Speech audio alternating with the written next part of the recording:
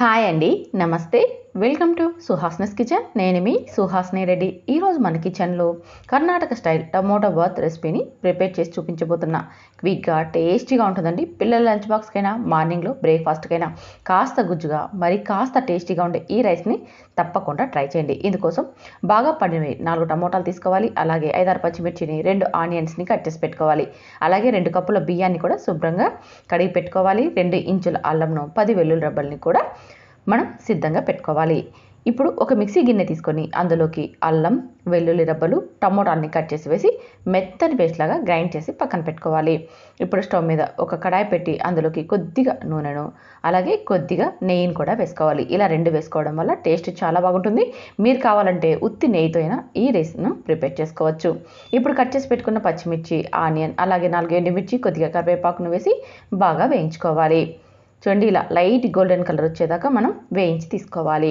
ఇలా వేగిపోయాక ఇందులోకి కొద్దిగా కొత్తిమీర తరుగును, అలాగే బఠానీలను వేసుకోవాలి. ఒక పావు కప్పు దాకా పచ్చి బఠానీలను వేసుకున్నామంటే సరిపోతుంది. ఇక్కడ మనం ఫ్రెష్ బఠానీ తీసుకున్నాం కాబట్టి ఎక్కువగా ఉడికించుకోనక్కర్లేదు. ఇదంతా కలిసేలాగా మాత్రమే ఫ్రై చేసుకొని తర్వాత ఇందులోకి గ్రైండ్ చేసి పెట్టుకున్నాం కదండి టమోటో, వెల్లుల్లి రెబ్బలు, అల్లము, అదంతా కూడా ఇందులోకి వేసేసి ఒక 5 నిమిషాల పాటు లో ఫ్లేమ్లో బాగా వేయించుకోవాలి. చూడండి, ఇలా కలిపి 5 నిమిషాల పాటు అలాగే వదిలేసామంటే మనకి టమోటా పేస్ట్ అంతా బాగా ఉడికి దగ్గర పడుతుంది. ఈలోపు మనం నీళ్ళని వేడి చేసుకోవాలి. ఇక్కడ నేనైతే కెటిల్లో వేడి చేస్తున్నాను. మీరు కావాలంటే మరొక పక్కన నీళ్ళను మరిగించుకోవాలి. ఇక్కడ మనం తీసుకున్న రైస్కి 2 కప్పుల వాటర్ని వేసుకోవాలి. ఇక్కడ నేను 2 కప్పుల బియ్యం తీసుకున్నాను కాబట్టి 4 కప్పుల నీళ్ళని సిద్ధంగా పెట్టుకున్నాను. చూడండి, ఈలోపు మనకి టమోటా ప్యూరీ ఎంత బాగా ఉడికి దగ్గర పడింది కదా, చూస్తున్నారుగా. ఇలా బాగా ఉడికి మంచి రంగు వచ్చిన తర్వాత ఇందులోకి రుచికి సరిపడా ఉప్పును, అలాగే చిటికెడు పసుపును, అలాగే 1 స్పూన్ దాకా గరం మసాలాని వేసుకోవాలి. ఇదంతా వేసి ఒకసారి ఇదంతా బాగా కలిసేలాగా కలుపుకోవాలి. ఇలా కలుపుతూ 30 సెకండ్ల పాటు వేయించుకున్నామంటే సరిపోతుందండి.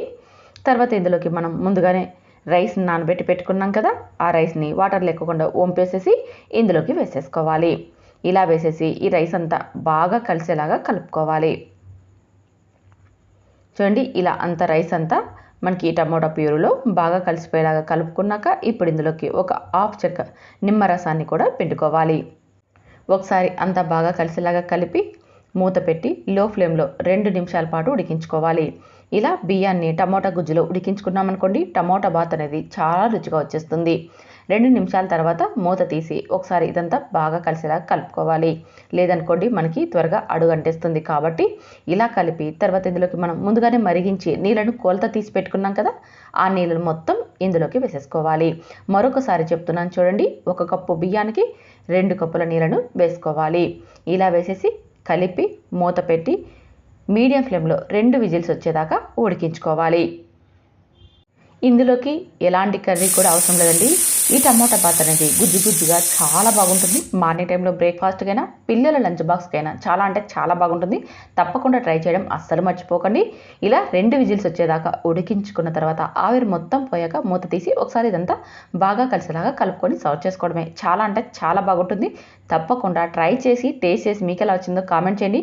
నచ్చితే మాత్రం లైక్ చేయండి. ఈ రెసిపీని మీ ఫ్రెండ్స్, ఫ్యామిలీ మెంబర్కి షేర్ చేయండి. Thank you for watching.